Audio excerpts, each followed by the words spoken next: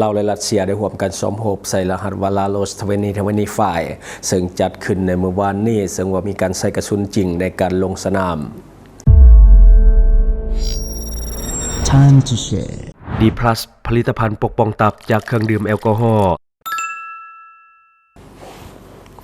สวัสดีท่านผู้ชมกลับมาพบกับรายการทำทูเสสำหรับพวกข่าวที่เราอยากจะนำเสนอในวันนี้ก็คือเกี่ยวข้องกับเรื่องของการซ้อมรบระหว่างลาวเฮาและก็รัสเซียเนาะที่ว่ามีการซ้อมรบกันมาตั้งแต่ต้นเดือนจนมาฮอดปัจจุบันก็ถือว่ายังมีการซ้อมรบอยู่และก็เมื่อวานนี้ถือว่าเป็นการซ้อมรบใหญ่เนาะก็คือใส่กระสุนจริงในการลงสนามจริงเนาะซึ่งว่าภาพของการซ้อมรบก็คือลาโลส2025เนาะที่ว่าเราจะเอามาให้ท่านผู้ชมได้เบิ่งนำกันในมื้อนี้ก็คือเกิดขึ้นในเมื่อวานนี้วันที่25เดือน9ปี2025ซึ่งขออนุญาตใช้ภาพจาก LATV ซึ่งว่าเป็นช่องโทรภาพของกองทัพซึ่งว่าเราจะประมวลมาให้ท่านผู้ชมได้เบิ่งนำกันเดี๋ยวไปเบิ่งภาพกันเลย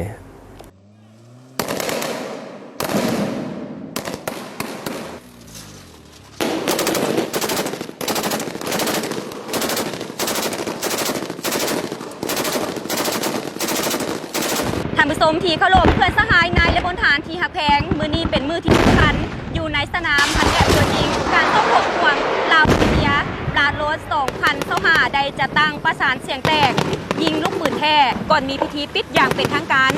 การปฏิบัติต้องหกห่วงลาวรัสเซียยิงประสานสู่หบเต็มรูปแบบครั้งนี้เป็นการยั่งยืนให้เห็นถึงหมากผลรวมยอดแห่งการซี่น้ำบรรษาและซ่อมหบและเปลี่ยนบทเรียนในการซ่อมหกห่วงลาวรัสเซียลาโรส2025ที่กองทัพปาซาซุลาวเป็นเจ้าภาพการประสานสมหบห่วมยิงลูกปืนแท้แต่ละครั้งพวกเราสามารถบรรลุได้ตามคาดหมายและรับประกันความปลอดภัย100%แต่ละภาคส่วนสองกรรมสองฝ่ายสามารถเก็บกรรมกับบทเรียนที่ทั้งสองฝ่ายได้ถ่ายทอดให้ซึ่งกันและกันได้ดี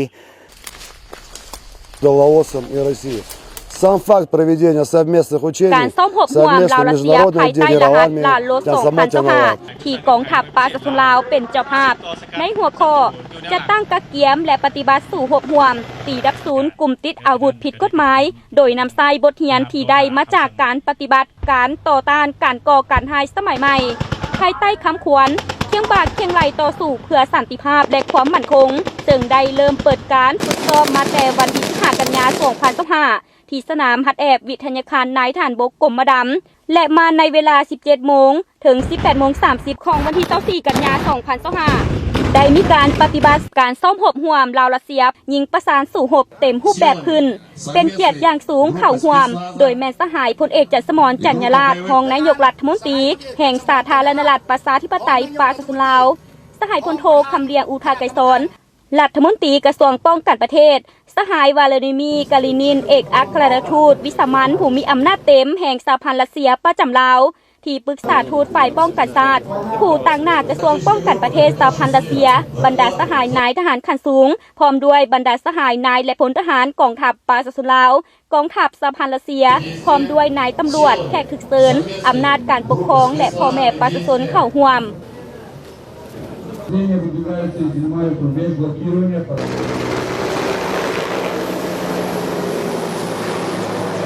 ตลอดระยะของการฝึกซ้อมบรรดาเหล่าหบสองของทัพลาวรัสเซียได้ตั้งหน้าปฏิบัติตามแผนการซ่อมหบห่วมภายใต้การบัญชาของคณะซีน้ำการซ่อมหบห่วมลาวรัสเซียลาโลส2025ได้เฮ็ดให้ทุกกิจกรรมการเคลื่อนไหวอยู่ในสนามฮัดแอบได้ดำเนินไปด้วยผลสำเร็จอันจบงามการซ่อมหบห่วมครั้งนี้2กองทัพลาวรัสเซียได้สุ่มใส่ปฏิบัติตามการฝึกซ้อมร่วมกันในสภาพการที่หลากหลายและฝึกซ้อมตามแผนการที่ได้เอกภาพร่วมกันระหว่าง2กองทัพเป็นต้นแมนการนำใช้เทคโนโลยีการทหารที่ทันสมัยเข้าในการหับมือกับภัยข่มขู่รูปแบบใหม่โดยเฉพาะการก่อการร้ายและเคลื่อนไหวของกลุ่มติดอาวุธผิดกฎหมายที่ได้สร้างกรณีให้มีอยู่สนามฝึกแอบตัวจริงร่วมกันค้นคว้าสภาพการกลอุบายเหลี่ยมลายสู่หบของกลุ่มคนบดีและอิทธิกำลังปรปักษ์เพื่อเกี่ยมพร้อมตอบโต้ในรูปการยุทธวิธีแบบใหม่สมทบกับการนำใช้เทคโนโลยีที่ทันสมัยเข้าในการฝึกซ้อมให้มีประสิทธิภาพและทันเวลา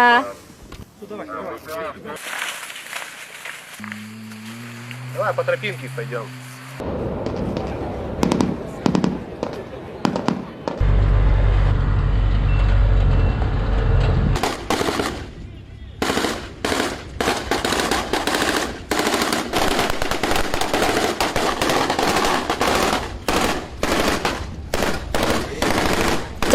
การประสานเสียงแตกซ้อมหบห่วมลาวรัสเซียลาวลด2025นี้เฮามีผลสำเร็จขึ้นใด การสมบห่วมลาวรัสเซียเราลด2025นี่คือว่ามีผลสำเร็จอย่างจบงามพวกเขาสามารถบรรลุตามจุดประสงค์คาดหมายที่วางไว้ทั้งสองฝ่ายล้วนแต่ปฏิบัติตามระเบียบการประสานสมบห่วมยิงลูกปืนแท้ภาคสนามได้ดีที่สุดและสิ่งสำคัญเป็นตลอดระยะการฮัดแอบสมบห่วมในผ่านมาถึงจะมีอุปสรรคหลายๆด้านเกิดขึ้นเป็นต้นเหมือนสภาพดินฟ้าอากาศแล้วก็ความยุ่งยากในการสื่อสารทางด้านภาษาอย่างต่างๆแต่ทั้งหมดเหล่านั้นบ่ได้เป็นอุปสรรคให้แก่การประสานสมบห่วมของพวกเราซึ่งมันแสดงออกแต่ละบทเรียนแห่งการถ่ายทอดและเปลี่ยนบทเรียนซึ่งกันและกันนี้แต่ละภาคส่วนสองกรรมสองฝ่ายสามารถเก็บกรรมกับบทเรียนที่ทั้งสองฝ่ายได้ถ่ายทอดให้ซึ่งกันและกันได้ดีอันที่สองการประสานสมบห่วมยิงลูกปืนแท้แต่ละครั้งพวกเราสามารถบรรลุได้ตามคาดหมายและรับประกันความปลอดภัย 100% ทุกครั้งและปัญหาที่สี่ยิ่งซ่อมไปหลายเท่าใดยิ่งเฮ็ดให้นักรบทั้งฝ่ายลาวและฝ่ายรัสเซียยิ่งมีความชำนิชำนาญในการประสานสมบห่วมถ้าหากมีการปฏิบัติหน้าที่ตัวจริงข้าพเจ้าเชื่อมั่นพวกเขาจะบรรลุผลสำเร็จร่วมกันในญาติศาสนาอย่างแน่นอนเจ้าและการส้มหบห่วมในครั้งนี้แสดงให้เห็นถึงการพัฒนาฝีมือระหว่างกองทัพรัสเซียและกองทัพประชาชนลาวขึ้นใดการสมบห่วมครั้งนี้มันได้แสดงถึงการพัฒนาทางด้านฝีมือความชำนิชำนาญของไอ้น้องเฮาทั้งสองฝ่ายระหว่างลาวรัสเซียมันแสดงออกอยู่บนว่าเบื้องต้นที่พวกเขาซ่อมห่วมมันเป็นหัวบทหัวข้อที่ยุ่งยากที่สุดเส้นบางหัวข้อในการซ่อมห่วมในปีนี้พวกเขาได้กำหนดเอาเป็นการซ่อมห่วมในยามเวลากลางคืนและทุกสภาพเงื่อนไขดินฟ้าอากาศไม่ว่าจะฝนตกฟ้าแดดอย่างต่างๆพวกเขาจะต้องได้ผ่านด้วยกันผ่านการปฏิบัติตัวจริงถึงจะอากาศบ่อำนวยความสะดวกฟ้ามืดฟ้ามนพวกเขาก็สามารถปฏิบัติการเคลื่อนไหวได้และยิ่งไปกว่านั้นถ้าเทียบใส่เริ่มจากมือทำอิฐและถึงปัจจุบันนี้ไอ้น้องเขามีความชำนิชำนาญมีความคล่องแคล่วในการเคลื่อนไหวหลายที่สุดและการประสานงานการบรรษาระบบต่างๆทางด้านการนำใช้พาหนะที่ทันสมัยอาวุธที่ทันสมัยที่ทางเพื่อนสหายทางรัสเซียเอามาให้เพื่อให้ไอ้น้องของเขาได้ซ่อมห่วมพันกะเห็นว่าไอ้น้องฝ่ายลาวของพวกเขาก็สามารถหมุนใส่ได้อย่างคล่องแคล่วอย่างมืออาชีพที่สุดเจ้าความรู้สึกในการประสบผลสำเร็จในการซ่อมหบห่วมลาวลด2025นี้เขามีความรู้สึกและประสบผลสำเร็จขึ้นใดКак вы оцениваете по наш итог учения совместной области? Я считаю, учения прошли на высшем уровне. ข้าพเจ้าเชื่อมั่นว่าการซ้อมหบห่วมกับกองทัพประชาชนลาวครั้งนี้ได้ดำเนินไปด้วยบรรยากาศที่เต็มไปด้วยผลสำเร็จของการแลกเปลี่ยนบทเรียนและประสบการณ์โดยบรรดาผู้มีประสบการณ์ของกองทัพรัสเซียได้แบ่งประสบการณ์ให้กับกองทัพประชาชนลาวМинистр обороны, начальник генерального штаба и самое главное ทัพประชาชนลาวได้เก็บเกี่ยวบทเรียนและเรียนรู้อย่างว่องไวพร้อมทางปฏิบัติการซ้อมหบห่วมกันได้ดีหลายเจ้าและการซ้อมหบห่วมในครั้งนี้ได้เป็นการเสริมสร้างสายพัวพันระหว่างลาวรัสเซียขึ้นใดสำหรับการเคลื่อนไหวซ้อมหบครั้งนี้เนาะร่วมกับกองทัพประชาชนลาวทุกสิ่งทุกอย่างของการเคลื่อนไหวซ้อมหบร่วมกับกองทัพประชาชนลาวนั่นเป็นการเสริมสร้างสายพัวพันมิตรภาพอัดแน่นความสามัคคีช่วยเหลือซึ่งกันและกันระหว่างสองประเทศสองกองทัพและประชาชนสองชาติลาวรัสเซียตลอดไปเจ้าขอบใจВам спасибо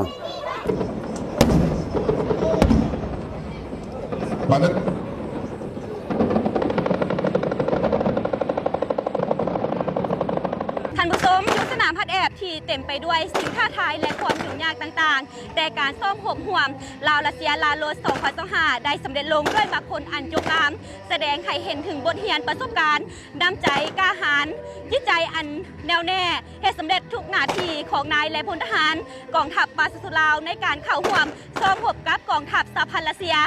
ทีมข่าวภาคสนามไทยภาพร้อยเอกแป้งน้ำป้องรายงานที่สนามวิทยาคารนายฐานบกกรมระดับ